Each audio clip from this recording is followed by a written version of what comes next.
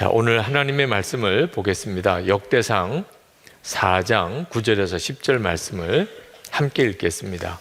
역대상 4장 9절에서 10절입니다. 야베스는 그의 형제보다 귀중한 자라.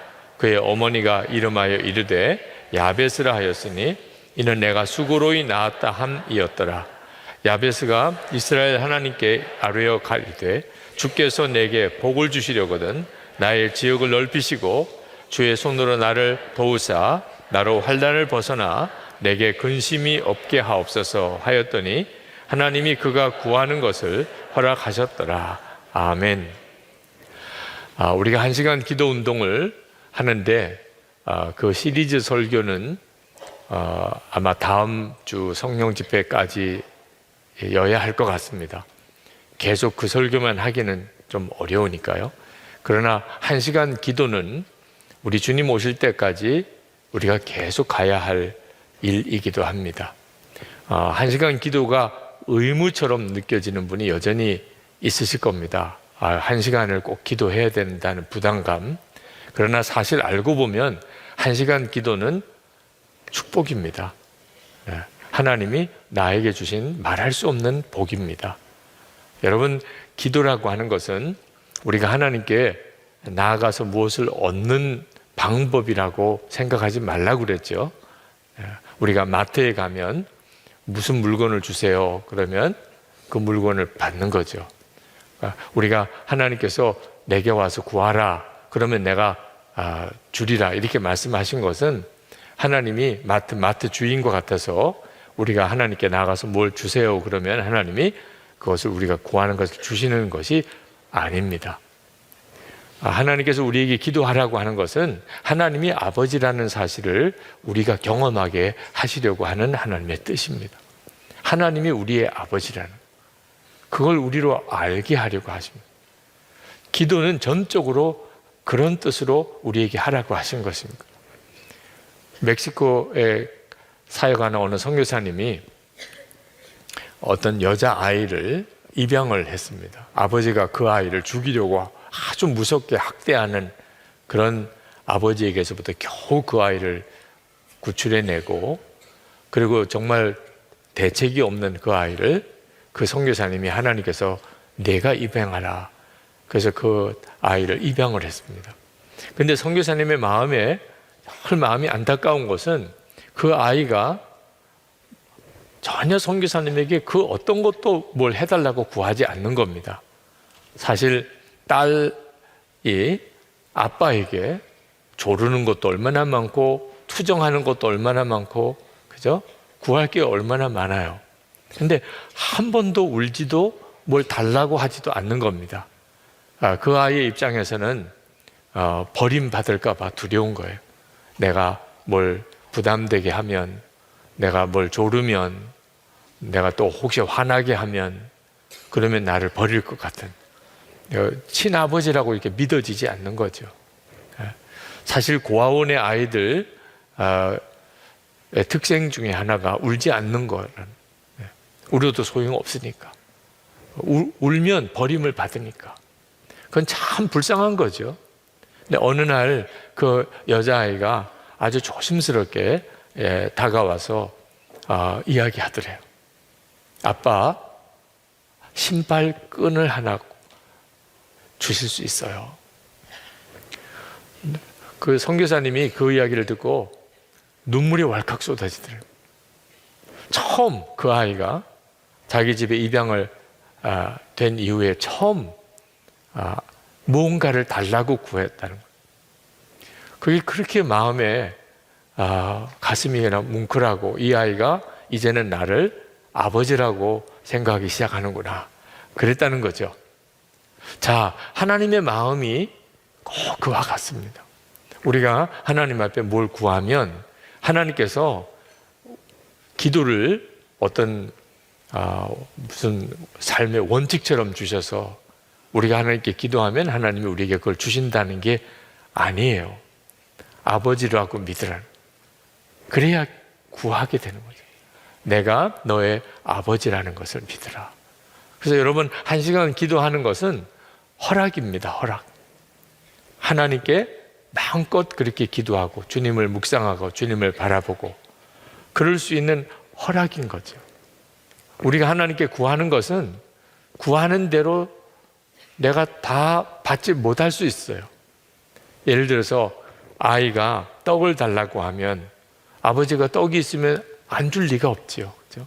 근데 아이가 돌을 떡으로 알고 그 떡을 먹고 싶은데 떡이 필요한데 돌을 달라고 하면 아버지가 그래 너 돌 달라고 그랬지. 그리고 떡 대신에 돌을 줄 아버지가 어디 있냐면 너가 돌을 달라고 구하지만 너에게 필요한 건 떡이지. 그래서 돌을 달라고 했는데 떡을 주잖아요. 아예 달라고 안 해도 아버지면 당연히 떡을 주죠. 그죠? 구해서 합당하면 그대로 주시고 잘못 구하면 더 좋은 곳으로 주시고 혹시 구하지 않아도 하나님이 주시죠. 저는 솔직히 제가 결혼할 때 나이가 26이었는데 그때 돌아보면 하나님 제게 좋은 아내를 주셔서 금식하고 철야하고 그러질 않았었어요. 네. 그냥 생각은 그렇게 하고 있었지만 그러면 좋은 아내를 달라고 그렇게 내가 기도를 하고 그랬었나 생각해 보면 그렇게 기도를 하지는 않았던 것 같아요. 그런데 하나님이 좋은 아내를 주셨어요. 기도를 꼭 해서 주신 게 아니고 구하지도 않았는데도 주신 것처럼 좋은 아내를 주셨어요.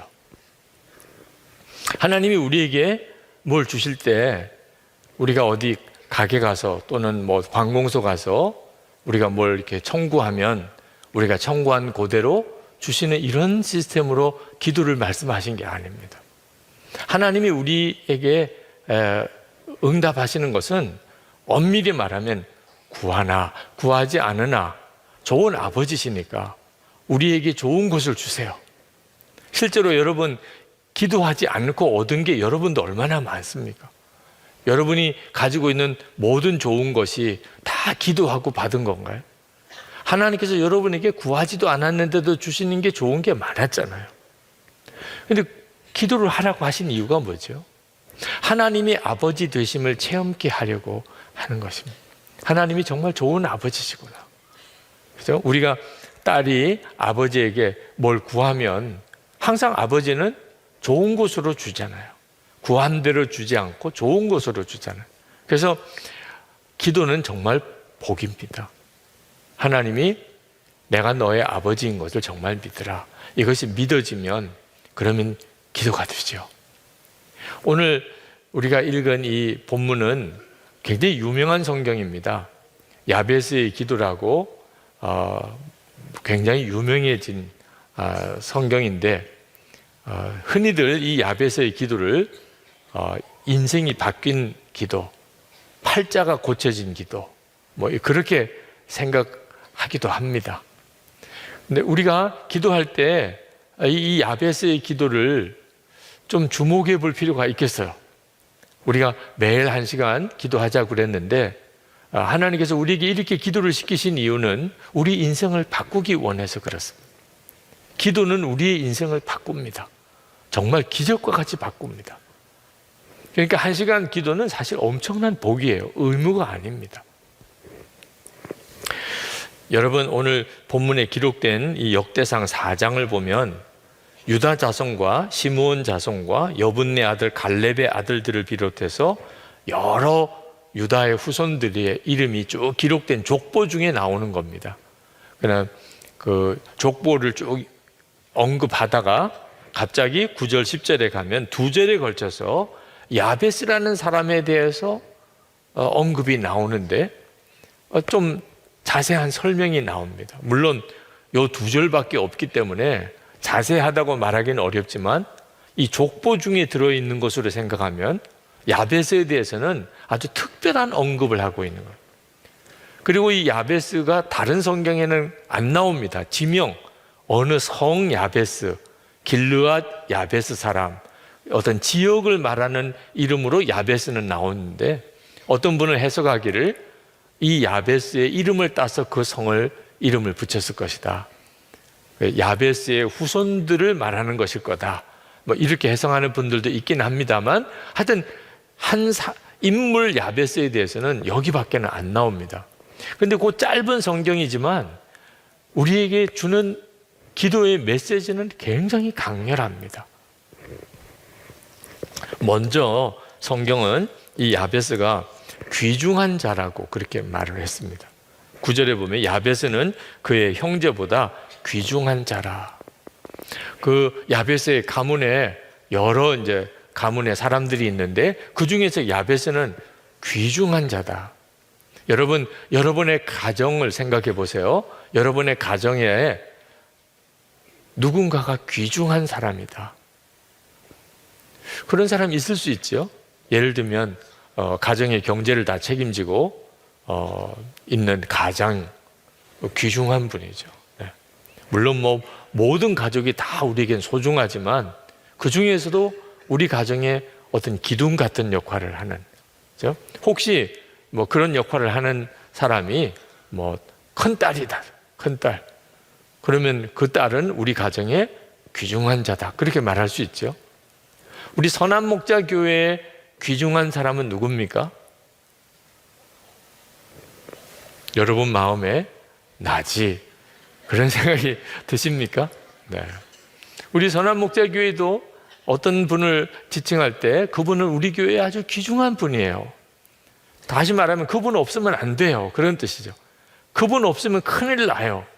이런 분이 귀중한 자인 거죠. 야베스는 그런 평가를 받았어요. 야베스는 모든 형제 중에 특별히 귀중한 자다. 그러니까 야베스가 굉장히 참 놀라운 사람이라는 걸 알 수가 있죠. 하나님께서 보시기에도 마음에 들고 주변 사람들도 그를 의지해서 큰 어떤 은혜를 받는 그런 모범적이고 그리고 참 높임을 받는 그런 사람이었다는 거예요. 야베스가 그런 사람이었어요. 그런데 야베스가 본래 그렇게 아주 존귀하고 복된 사람이었는가? 이 짧은 구절에도 보니까 그렇지가 않았습니다. 야베스는 굉장히 불행하고 또 어려운 시절을 보냈던 사람입니다. 야베스라고 하는 이름을 어머니가 지어주었어요. 근데 그 어머니가 내가 수고로이 낳았다. 한마디로 말하면 고통이라는 뜻의 이름을 지어준 겁니다. 자, 우선 어머니가 이름을 지어주었다는 것이 좀 특별해요. 왜? 이때 당시에 유대인들은 다 이름을 아버지가 짓습니다. 근데 야베스는 어머니가 지었어요. 그 말은 아버지의 부재를 의미하는 거죠. 아버지가 안 계셨다 그런 뜻입니다. 그죠? 그러니까 야베스가 태어날 때 아버지는 죽었는지도 몰라요. 아마 거의 그럴 가능성이 거의 틀림없을 것 같아요. 아버지가 이름을 짓지 않고 어머니가 이름을 짓습니다. 수고로이 낳았다. 아마 해산이 고통스러웠는지, 그죠? 아기를 낳을 때 여인들이 겪는 고통이 있는데 그 중에서도 아주 특별했던지, 어지간하면 애 낳을 때 아무리 고통스러워도 그 아이 낳고 나면 그러면 산모에게는 기쁨이 오잖아요. 낳을 때 내가 정말 고생했다고 그래서 너는 유고통이라고 해라. 이런 엄마는 없잖아요. 그죠? 그 아이의 이름을 고통이라고 지어 놓으면 그 아이는 평생 그 이름 때문에 겪는 마음의 심적인 스트레스, 나는 엄마의 고통이었어. 나는 태어나지 말아야 될 자가 태어난 것 같아. 그런 마음을, 큰 상처를 남겨주는 거잖아요. 그죠? 그러니까 이 야베스의 어머니가 야베스라는 이름, 고통이라는 이름, 내가 수고로이 낳았다라는 의미의 이름을 붙여준 것은 야베스에게는 굉장히 불행한 출생이었고 어린 시절이 힘들었다는 것을 말해주는 겁니다. 아버지는 안 계셨을 거고, 그죠? 그런 어려운 시절을 야베스가 보냈습니다. 야베스의 기도도 보면 10절에 보면 하나님 나의 지역을 넓히시고 그렇게 구합니다. 나의 지역을 넓혀주세요. 여러분, 이 기도 속에 지금 야베스가 어떤 심정일 것 같아요? 뭔가 사는 집도 작고, 그죠? 그가 사는 지역도 너무너무 협소하고, 뭔가 이렇게 꽉 막히고 답답한 사람. 그러니까 하나님 제발 좀 나도 좀 넓은 곳에서 살게 해주세요. 정말 답답해서 미치겠어요. 이런 심정이 느껴지는 기도지요. 내 지역을 넓혀달라. 그리고 하반절에 보면 나로 환난을 벗어나 내게 근심이 없게 하옵소서. 그 말은 환난 중에 지금 야베스에게 근심이 많다는 뜻이죠. 그러니까 이 짧은 구절도 보면 야베스에게 있어서는 삶이 굉장히 힘들었던 사람입니다. 그를 보고 아주 복이 많다, 당신은 참 유복한 사람이구나, 이렇게 말할 수 없는 사람이었어요. 굉장히 불행하고 힘들었고 고난도 많은 그런 사람이었습니다. 그런데 그 야베스가 형제보다 더 귀중한 자가 됐습니다. 이 인생이 역전된 거죠, 완전. 그리고 하나님께서 그의 구하는 것을 허락하셨어요.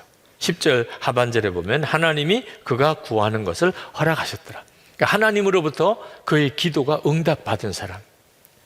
자, 이거 완전히 그냥 인생이 확 바뀌어버립니다. 야베스의 인생은. 어째서 그랬을까? 기도 때문이에요.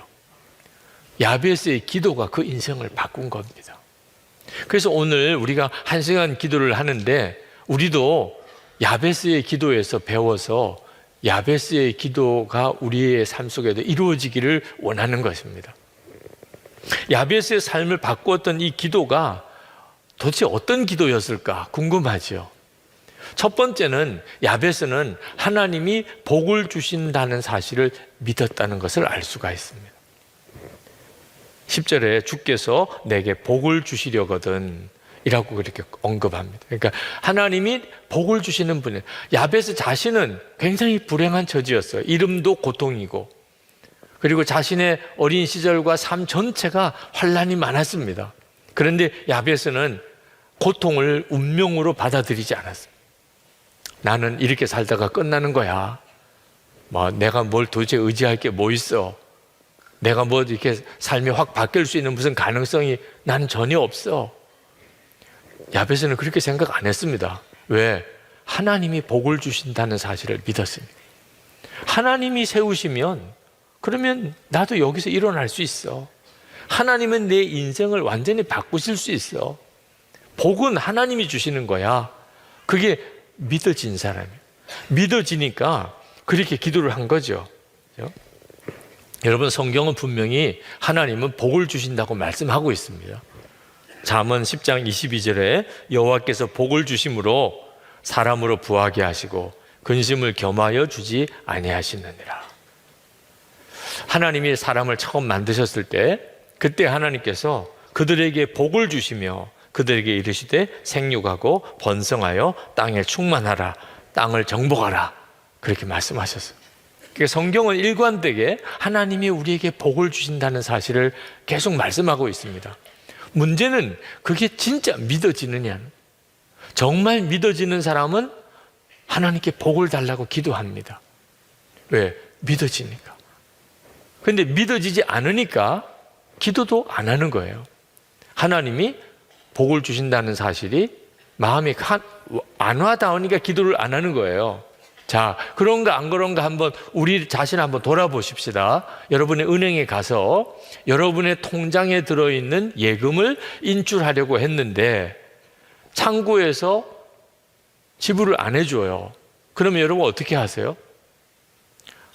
안 주네. 그러고는 돌아 나오실 분 한 분도 안 계실 거예요. 여러분의 돈을 지금 예금해 놓은 겁니다.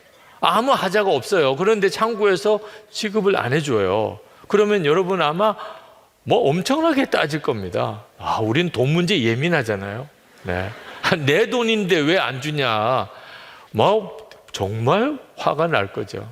그렇죠? 받을 거라고, 내가 그걸 분명히 받을 거라고 내가 믿으니까 창구에서 막 항의도 하고 요구도 하고 하는 거예요. 근데 만약에 여러분이 무슨 예금한 게 전혀 없어요. 은행에 가서 대출을 요청을 한 겁니다. 그런데 은행에서 대출을 못 해준대요. 그러면 어떻게 하죠? 안 주네. 그러고 나오는 수밖에. 뭐 내가 주장할 게 없어요. 은행에서 안 준다는데, 나는 자격이 안 돼서 안 준다는데 뭐 어떻게 해요? 그러니까 내가 받을 거라고 하는 확신이 없으니까 달라고 요구하지도 못하는 거죠. 여러분, 남의 집에 가서 밥 주세요. 요즘에 텔레비에 그런 프로그램도 있더라고요. 아무 집이나 가서 초인종 누르고 밥 주세요, 이런 프로그램도 있더라고요. 근데 거기서 밥 주겠다 그러면 들어가서 아주 기쁨으로 감사하다고 먹고, 안 돼요 그러면 그냥 깨끗하게 돌아오는 거죠. 안 준다는데. 왜? 난 아무 권리가 없어요. 주고 안 주고는 그 사람 주인이 뭐 하기 나름이죠. 그런데 어린아이가 집에 들어가서 엄마 밥 줘. 엄마가 밥 안 줘. 애 뒤집어지는 거죠. 그죠? 왜? 당연히 엄마는 나에게 밥 줄 거라고 믿으니까. 근데 안 준다 그러니 뭐 아이는 뭐 정말 뒤집어지는 거예요. 엄마니까 그렇게 하는 거예요. 당연히 내가 먹게 해줄 거라고 믿으니까. 하나님께도 마찬가지예요. 우리가 하나님 앞에 무언가를 이렇게 구할 때 하나님이 주신다, 하나님이 복을 주시는 분이시다 믿어지니까 기도를 하는 거예요. 그런데 기도를 안 하고 있다면 실제로는 그게 안 믿어지는 겁니다. 내가 하나님을 실제로 믿고 하나님이 복을 주시는 것을 믿지 않으니까 내가 기도하지 않는 거예요. 여러분이 진짜 하나님이 복을 주신다는 사실이 믿어지면 염려도 안 되고 욕심도 없어져요. 뭐가 염려할 게 있고 욕심을 낼 게 있어요? 하나님이 복을 주시는데. 하나님은 나에게 복을 주시는 분이셔. 이게 정말 믿어지면 지금 현재 어렵고 힘든 거 때문에 염려 안 해요. 그리고 뭔가를 더 가져야 되겠다고 안달하지도 않아요. 누가 내 것을 뺏어가요. 가져가.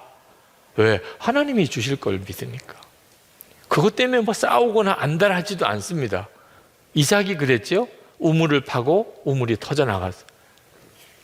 그 주변에 있는 사람들이 우리 땅이다, 우리 우물이야, 그러고 와서 메꿔버리기도 하고 뺏기도 할 때 그냥 주고 나왔어요. 왜? 딴 데 가서 파면 또 주실 거라고 믿으니까. 정말 하나님이 복을 주실 거라고 믿는 사람은 염려하거나 욕심을 낼 것 전혀 없어요. 그런 점에서 이 야베스의 기도는 약간의 오해가 있습니다. 야베스의 기도가 굉장히 유명한 기도인데 이 야베스의 기도에는 오해가 있어요. 어떤 오해가 있느냐? 야베스는 하나님 앞에 담대하게 뭘 달라고 구해서 그가 큰 부자가 됐다. 어려운 사람이었는데 하나님, 나도 복 주세요. 그래가지고 하나님이 야베스에게 크게 복을 주셨다. 이렇게만 해석하는 경향이 있습니다. 여기에는 이 성경 안에 그런 요소가 좀 있어요. 야베스가 하나님 앞에 기도했던 기도가 지역을 넓혀달라는 기도입니다. 지역을 넓혀달라. 여러분, 무슨 생각이 드세요? 부동산. 그죠? 우리나라 사람들은 정말 부동산 가격이 얼마나 정말 비싼지, 특히 서울에 부동산이 있다, 집이 있다, 아파트가 있다. 이건 정말 엄청난 거죠. 네. 아마 우리나라 같이 이렇게 부동산 가격이 특별한 나라도 쉽지 않다고들 합니다. 네. 그러니까 야베스의 기도가 우리 한국 교인들에게는 눈이 번쩍 뜨이는 기도예요. 지역을 넓혀주세요. 근데 하나님이 들어주셨다. 와, 정말 야베스처럼 되게 해주세요. 하나님, 저도 요 땅을 주세요. 이 아파트 주세요. 이번에 당첨되게 해주세요. 그런 기도처럼 이 기도를 생각하는 거예요. 지역을 넓혀달라. 개정 성경에 보면 땅을 달라고 기도한 겁니다. 근데 하나님께서 야베스에게 땅을 주셨다는 의미가 아닙니다. 야베스에게 부동산이 많아지고 그래서 하나님이 야베스에게 복을 주셨다, 그런 의미가 아니에요. 하나님은 어떤 한 사람이 땅을 많이 가지는 것을 금하셨습니다. 구약의 율법을 보면 하나님은 모든 사람에게 땅을 공평하게 나눠주셨어요. 그게 성경이 가지고 있는 땅에 대한 하나님의 뜻입니다. 어떤 한 사람도 땅을 지나치게 많이 갖지 못하게 하셨어요. 모든 사람이 다 땅을 골고루 나누어 받게 하셨어요. 그런데 살다 보면 어떤 사람은 재주가 많아서 자꾸 재산이 많이 똑같은 땅에다가 농사를 지어도 어떤 사람은 참 농사가 잘 되고 그래서 재산이 많아지고, 어떤 사람은 뭐 게을러서 그랬던, 재주가 없어서 그랬던, 농사를 같이 지었는데 그냥 다 수확이 없는 경우도 있죠. 수확이 없이 그러면 곡식이 많은 사람한테 가서 무언가 빌려 먹어야 되잖아요. 근데 무슨 다른 방법이 없어요. 돈을 빌릴 방법도, 그리고 곡식을 살 수 있는 능력도. 그러면 내가 가지고 있는 땅을 팔 수밖에 없는 거죠. 그래서 땅을 파는 경우가 생깁니다. 그래서 부자는 땅을 더 많이 가지고 가난한 사람은 땅이 없어지는 거죠. 자기에게 주어진 땅이. 그런데 하나님은 어떻게까지 말씀하셨냐면, 그런 일이 있다 하더라도 희년이 되면, 50년이 되면, 그러면 땅 주인은 그 원 주인에게 땅을 돌려주라, 그렇게 말씀하셨어요. 그러니까 영원히 남의 땅을 내가 소유할 수 없어요. 그게 하나님의 말씀이에요. 그러니까 하나님이 이렇게 말씀하셨는데, 야베스가 하나님 제게 땅을 주세요, 많이 주세요. 그래서 하나님이 그래, 너 땅을 많이 가지거라, 이렇게 하실 리가 없는 거죠. 그러면 야베스가 왜 그렇게 땅을 원했을까요? 그게 무슨 의미가 있을까요? 성경에, 특히 역대기에 나오는 땅의 의미는 하나님의 통치를 의미합니다. 하나님의 다스림을 말하는 거예요. 야베스가 하나님께 지역을 넓혀달라고 그렇게 기도했던 것은 자기 소유의 땅을 달라고 한 게 아니고, 그 가나안 땅이 하나님의 약속의 땅입니다. 하나님이 이스라엘 백성에게 그 가나안 땅이 하나님이 다스리는 나라를 의미해요. 그런데 이스라엘 백성들이 온전히 순종하지 못해서 그 가나안 땅에 여전히 이방 족속들이 많이 있고, 그 이방 족속들은 우상 숭배자들인데 그 우상 숭배의 풍조까지 이스라엘 백성들에게 전염이 돼서 그들이 가나안 땅에 들어가 살기는 하지만 하나님을 경외하는, 하나님이 말씀하신 그 땅이 되지 못했습니다. 그러니까 야베스가 하나님께 기도하는 기도는 하나님의 나라가 그 가나안 땅에 더 확장되어지기를 원했던 거예요. 그 점이 아주 중요한 초점입니다. 지금 우리 한국 사회를 한번 봅시다. 우리 한국 사회, 이 교회가 점점점 영향력을 잃어가서 이제는 사회의 여러 이제 구설수, 비난의 대상도 되기도 하고, 그래서 교회를 다니던 사람이 교회를 안 나오는 사람, 그런 교인을 가나안 성도라 그러죠. 안 나가 성도라, 교회 안 나가, 그걸 이제 거꾸로 해서 가나안 성도다, 그렇게 말하는데, 하여튼 그런 교회 다니다가 이제는 교회 안 다니는 사람 많아지고, 그래 사회가 점점점 하나님의 말씀의 원칙에서 벗어나기 시작하고, 그리고 동성애나 낙태나 그처럼 생명을 경시하고 하나님께서 말씀하신 것을 의도적으로 다 거꾸로 어기려고 하고, 이런 풍조가 우리 한국 사회에 굉장히 강하게 퍼져 있습니다. 자, 바로 이것이 야베스가 하나님 앞에 그토록 간절히 기도했던 문제와 비슷한 성격이에요. 하나님, 이 땅에 하나님의 영광이 드러나고 하나님의 살아계심을 사람들이 다 믿게 하시고 하나님의 말씀대로 사는 것을 중요한 삶의 원칙으로 삼게 해 주옵소서. 하나님의 나라를 위해서 기도하고 나라와 민족을 위해 기도하는 거죠. 지금 한때는 정말 복음이 강력하게 일어나고 부흥이 일어나고 전 세계에 선교사를 보내었던 유럽 같은 나라, 지금 기독교가 정말 껍데기만 남아있는 그런 아주 황폐해진, 영적으로 황폐해진 나라가 다 되었잖아요. 바로 그 상황이 야베스가 하나님께 기도했던 상황이에요. 하나님, 이 땅에 하나님의 나라가 확장되기를 원합니다. 하나님의 영광이 나타나게 되기를 원합니다. 여러분, 기도는 우리의 삶을 바꿔요. 그런데 꼭 명심하셔야 됩니다. 하나님, 나도 땅 좀 주세요. 그래서 야베스가 복을 받았다. 야베스가 기도를 안 하던 사람이었는데 어느 날 하나님은 구하면 주신다는 걸 깨닫고, 하나님, 나도 제발 좀 가난하게, 불쌍하게, 이름도 고통이고, 좀 제발 정말 이렇게 살지 않고, 나도 한번 좀 잘 살게 해주세요. 그동안 나 무시했던 사람 앞에서 내가 정말 그 사람들 앞에 정말 보란 듯이 나도 한번 잘 살게 해주세요. 너무 억울해요. 그렇게 하나님께 기도했더니 하나님이 복을 왕창 주셔서, 이런 스토리 아니라는 걸 꼭 기억하셔야 돼요. 그래서 기도가 인생을 바꾼 게 아니라는 겁니다. 하나님께 구했더니 하나님이, 하나님 빨간 스포츠카를 주세요. 그랬더니 정말 빨간 스포츠카가 나타나고, 이런 기도가 아니라는 거예요. 안타깝게도 여전히 이 기도를 그렇게 해석하는 분들이 있습니다. 그러니까 야베스가 지역을 넓혀달라고 기도했더니 하나님이 응답해 주셨다더라. 그렇지, 기도는 그렇게 해야 되는 거야. 그래서 구체적으로 기초적으로 기도해야지. 그래서 강남 어느 아파트 단지 재개발하는 거 세 채만 주세요.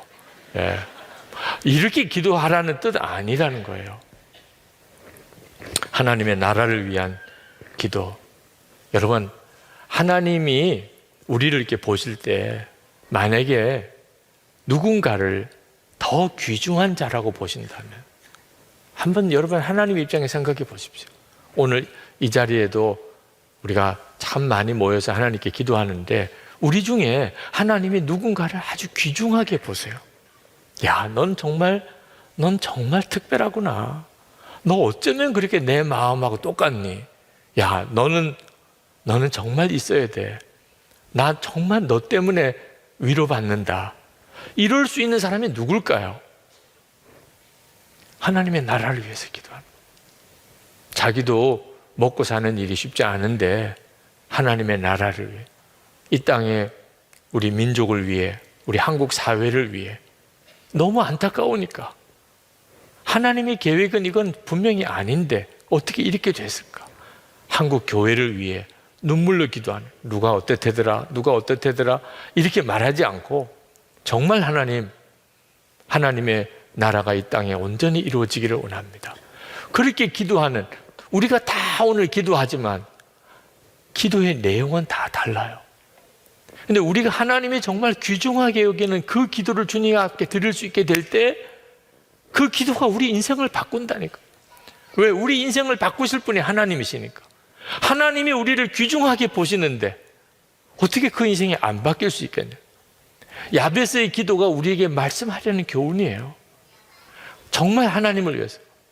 이 야베스라는 이름이 붙여진 길르앗 야베스라는 그 도시, 그 족속들을 가만히 성경에서 찾아서 해석을 해보면 정말 깜짝 놀랄 정도예요.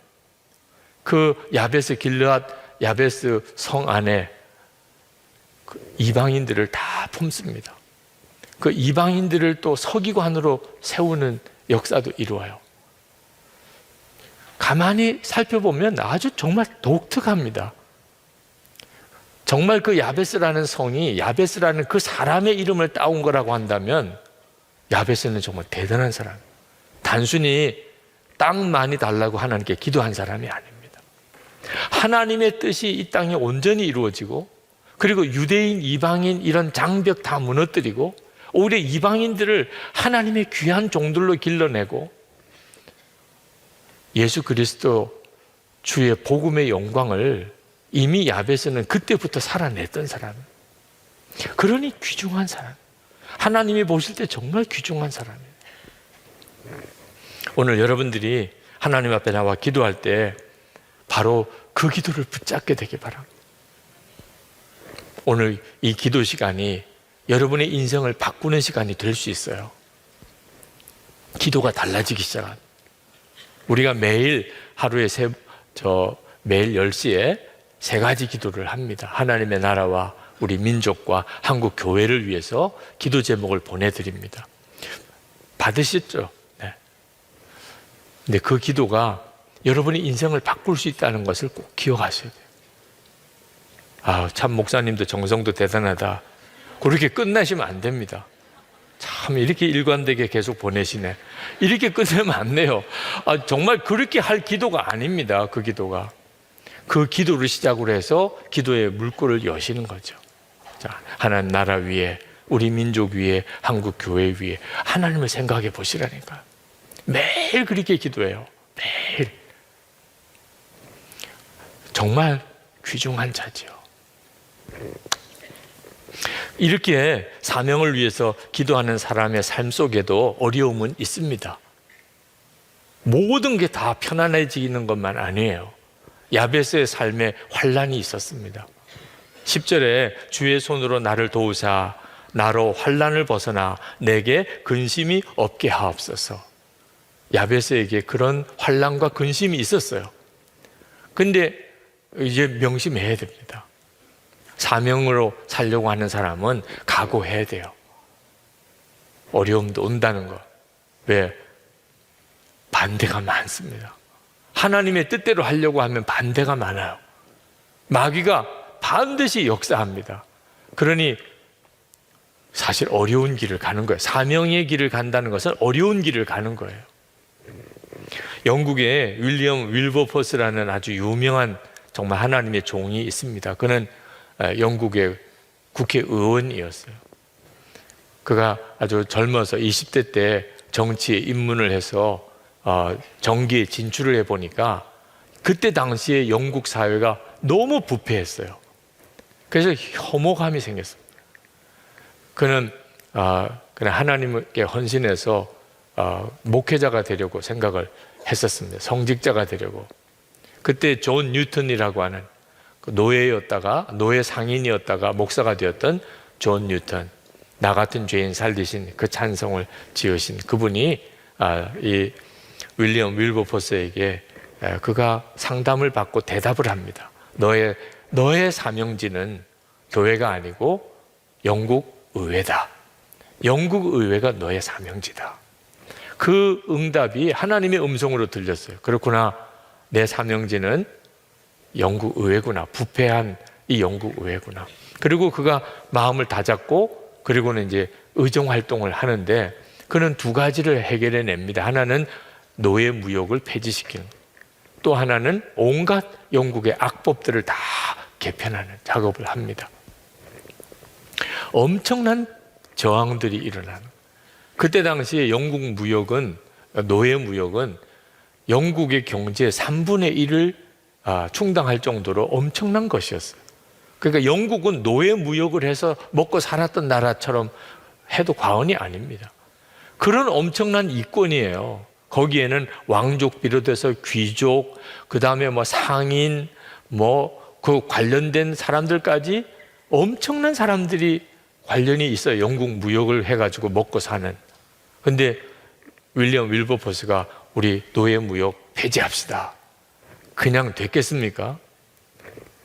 150번이나 아주 작은 체격의 윌버포스가 영국 의회에서 150번이나 연설을 합니다. 이건 절대 안 된다. 노예 무역 이렇게 해서는 우리나라 절대 복 받을 수 없다. 영국이 진정으로 위대한 나라가 되고자 한다면 하나님의 법을 지켜야 한, 노예 무역은 분명히 하나님의 분노를 자극하는 일이다. 기독교 국가인데 우리 영국이 황금의 눈이 멀어서 노예 무역을 하고 있다니, 이러고도 오래 살아남은 제국은 역사에 없었다. 그가 영국 의회에서 그 동료 국회의원들에게 외쳤던 거예요. 정말 목사가 설교를 한 것과 같은 거죠. 그렇게 완고하게 통과가 안 될 것 같은 법안이 결국은 통과가 됩니다. 노예 무역 영국에서 완전히 폐지되는 거죠. 사람들은 이 윌리엄 윌버포스를 영국의 양심이라고 불렀습니다. 그리고 그 영향으로 영국의 젊은 국회의원 3분의 1이 복음적인 기독교인이 됩니다. 윌리엄 윌버포스의 영향을 받아서. 이게 야베스의 기도예요. 야베스의 기도, 하나님의 역사가 이 땅에 일어나기 원합니다. 하나님의 나라가 우리 가정에, 내 직장에, 우리 사회에, 우리 나라의 민족에, 세계 열방에 하나님의 나라가 이루어지기를 원합니다. 하나님의 뜻이 아닌 것이 이제는 폐지되고 하나님의 법이 우리 가운데 받아들여지게 해 주옵소서. 자기에게 주어진 삶의 영역에서 하나님의 나라를 위해서 기도했던 그 기도가 사실 야베스의 기도예요. 하나님께서 당신의 자녀들에게 사명을 주시기 때문에 복을 주시는 거예요. 그 대표적인 사람이 요셉입니다. 요셉이 애굽의 총리가 됩니다. 그건 요셉에게 있어서 어떤 성공을 의미하는 게 아닙니다. 그건 사명이었어요. 이제 대흉년이 올 텐데 그 야곱의 가족들뿐만 아니고 그 주변에 있는 모든 사람들을 먹이고 살릴 사명을 요셉에게 준 거예요. 그 사명 때문에 총리가 되게 한 겁니다. 요셉은 총리가 되고 난 다음에 일절 자기의 유익을 구하지 않았어요. 그런 요셉이 되기 위하여 요셉에게는 엄청난 시련이 있었습니다. 형들로부터 팔려서 노예 생활도 하고, 감옥에 억울하게 끌려가서 감옥 생활도 하고, 하나님이 사명을 주신 사람이기 때문에 환난과 시험이 너무너무 극심했지만 하나님이 거기서 구원해 내십니다. 여러분, 여러분에게 있어서 사명이 있으면 그러면 하나님이 여러분의 문제를 깊이 관여하십니다. 여러분의 문제들, 시련들, 환난들 하나님께서 가장 중요하게 생각하는 문제가 됩니다. 왜? 사명 때문에. 야베스의 기도, 하나님의 나라가 이 땅에 이루어지게 해 주옵소서. 그 기도를 드리는 거예요. 자기 개인적으로도 답답한 문제가 많은데 어떻게 이렇게 한국 교회를 위해서 눈물로 기도하고 우리 민족을 위해서 기도하고, 지금 우리나라, 우리 민족은 정말 기도자가 많이 필요합니다. 김정은이 한국을 오느냐 어떠냐 모르겠어요. 그게 실제로 어떻게 될지는. 아마 또 한 번 엄청난 급변하는 어떤 변화가 일어나게 될 겁니다. 잘못하면 정말 두고두고 후회할 일도 될 수 있고, 정말 하나님이 역사하시면 우리 민족사가 완전히 바꿔지는 계기도 될 수 있는, 우리나라 국민의 판단은 이렇게 쫙 양극단으로 둘로 갈리는 것 같습니다. 이때 우리가 해야 될 일이 기도예요. 네. 정말 우리가 다른 힘은 없지만 우리가 하나님, 이 민족이 이 일을 계기로 해서 어떤 계획과 뒤에 배경이 있을지는 몰라도 하나님이 역사를 움직여 이루어 주소서. 성도들의 기도가 이처럼 필요할 때가 또 있을까 싶어요. 근데 실제로 기도하는 사람이 굉장히 적다는 느낌이 듭니다. 그러니까 하나님이 주목하시는 거죠. 여러분, 이 수지맞은 기회를 놓치면 안 됩니다. 하나님의 나라 위에 기도하고 민족 위에 기도하고 한국 교회 위에 기도할 이 엄청난 축복의 기회를, 이건 축복이에요. 의무가 아니고. 그때 하나님이 우리에게 있는 여러 가지 모든 문제들이 바뀌어서 하나님의 역사를 이룹니다. 한 번은 부산에 전도로 유명한 세계로 교회 담임 목사였던 손현보 목사님이 우리 교회에 오셨던 적이 있습니다. 그때 그 손현보 목사님이 그런 표현을 쓰세요. 하여튼 부흥 안 되는 교회는 표도 다르다는 거예요. 한 사람이 한 사람 전도하자. 이런 교회는 절대 부흥이 안 된다는 거예요. 1년 목표가 한 사람이 한 사람 전도하자. 목사인 입장에서 그건 정말 대단한 일이에요. 100명 교인이 1년 지나서 100명을 전도했다. 200명 되는 거잖아요. 배가 이런 식으로 나가면 정말 와, 이렇게 하면 몇 년 안에 우리 교회가 어떤 교회가 돼, 이런 생각이 드니까 목표를 많이 전도하라고 그러면 부담스러워서 못할까 봐 한 사람 전도하자. 1년에 한 명이 한 사람 전도. 1년에 한 명이 한 사람 전도하자고 표를 그렇게 정해놓았기 때문에 전도를 안 한다는 거예요. 왜? 한 사람 하면 되지 1월은 전혀 급한 마음이 없어요. 3월 돼도 봄 나들이도 나가고 여름에 휴가도 가고. 왜? 1년에 한 사람만 하면 되니까. 그죠? 또 시간이 있겠지. 그러다가 12월 되고 한 사람도 못 했네. 이렇게 대부분 교회가 그렇게 된다. 그리고 1년에 한 명이 한 사람 전도해야 되기 때문에 인상이 더러운 사람에겐 전도 안 해요. 저 사람은 저래서 안 될 거고 저 사람은 저래서 한 사람만 전도하면 되니까. 그러다가 12월 말에 가면 한 사람도 못 하고. 정말 속 터지는 일이에요. 그래서 당시에는 한 명이 100명을 전도하자고 목표를 정했다. 자, 100명을 전도하자고 하니까 급해지는 거예요. 이거 100명을 언제 다 해요? 1월부터 전도해야 돼. 1월부터 계속 전도해야 이거 100명을 채우지. 인상 더럽다고 이렇게 포기했다가는 한 사람도 못 해요. 인상 상관없이 하여튼 무조건 전도하고.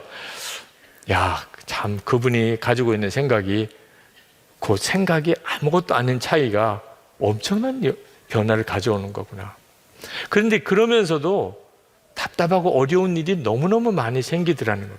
하나님 영광을 위해서, 영혼을 구원하는 일을 위해 그렇게 뜨겁게 헌신하고 목회를 해 나가는데도 힘든 일들이 계속 생겨요.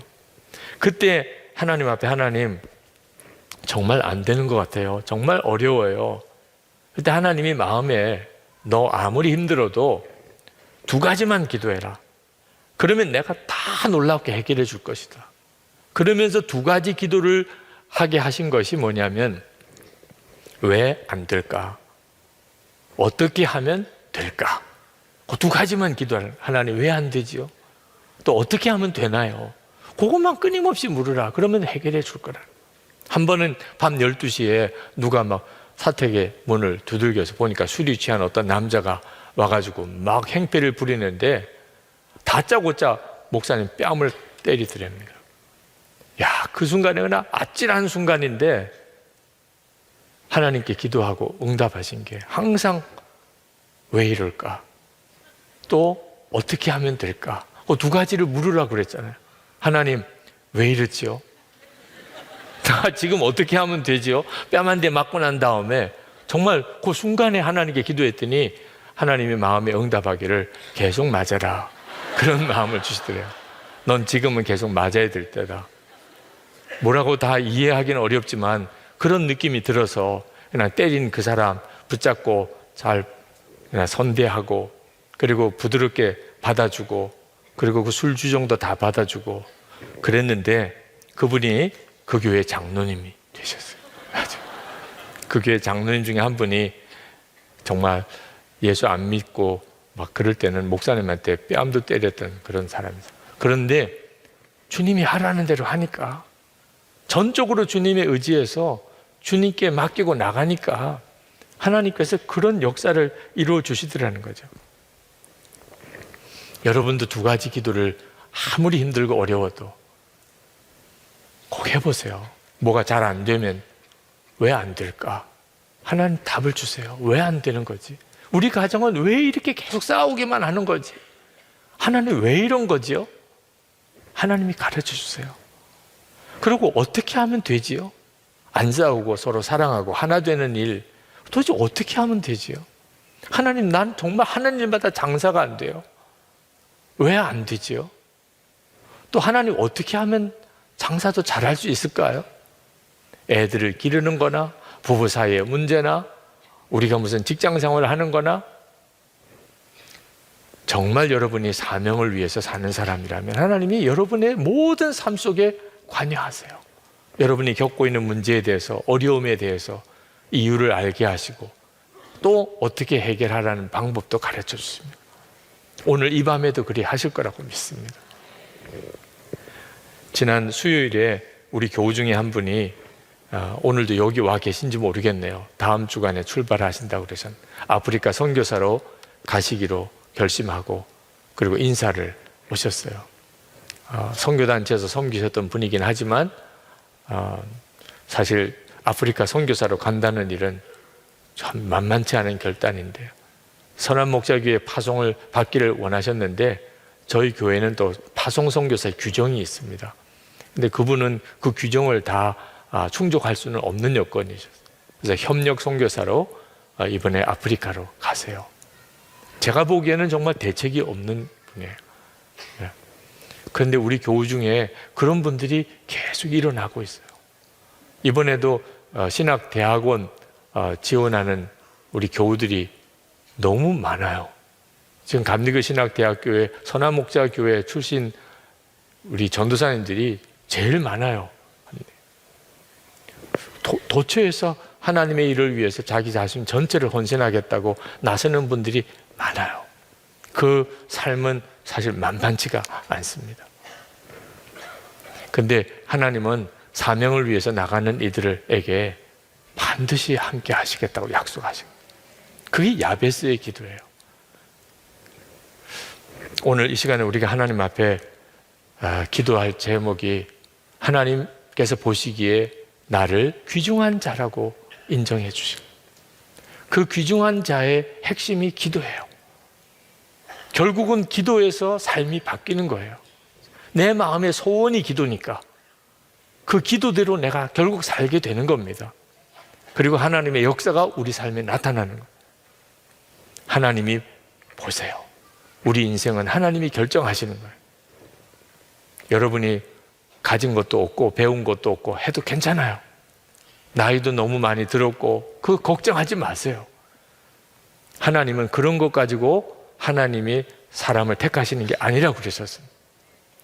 오직 하나, 여러분의 기도가 하나님의 마음을 움직이는 그 기도. 하나님이 너무 기뻐요. 그렇게 기도하는 너가 있음으로 인해 내가 기쁘다. 여러분 이 기도를 붙잡으세요. 1시간 기도 정말 수지 맞은 하나님이 주신 축복입니다. 그때 하나님 정말 기뻐하시는 기도를 내가 계속 드리고 드리리라. 주님 저에게 주님이 원하시는 것을 알게 해주세요. 정말 인생이 바뀌어지는 기도의 시간이 되기를 원합니다. 우리 오늘 이 시간 같이 그렇게 함께 기도하겠습니다. 자, 우리 찬양을 같이 하겠습니다. 모든 상황 속에서 그 찬양을 부르시고 우리 3가지 기도 제목으로 같이 기도하고, 오늘도 안수기도 받기 원하시는 분들은 마지막 기도 시간에 내려오셔서 안수기도 받으시고, 그리고 강단에 올라오셔서 자유롭게 기도하실 분들 기도하시기 바랍니다.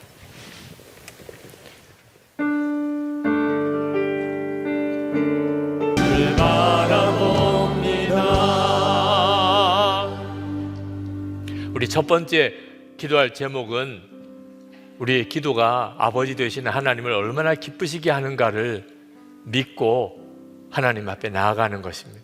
주기도문의 첫 번째 구절이 하늘에 계신 우리 아버지요, 우리가 하나님께 뭘 구할 때 하나님이 얼마나 기뻐하시는지, 주님이 제 기도를 기뻐하시는 걸 믿습니다. 그 주를 바라보는 눈을 더욱 열어주소서. 하나님이 아버지 되심을 분명히 믿게 해주소서. 믿어지게 해주소서. 기도 시간이 즐겁고 기쁘게 해주소서. 우리 주여 부르짖고 기도하겠습니다. 주여! 할렐루야. 그건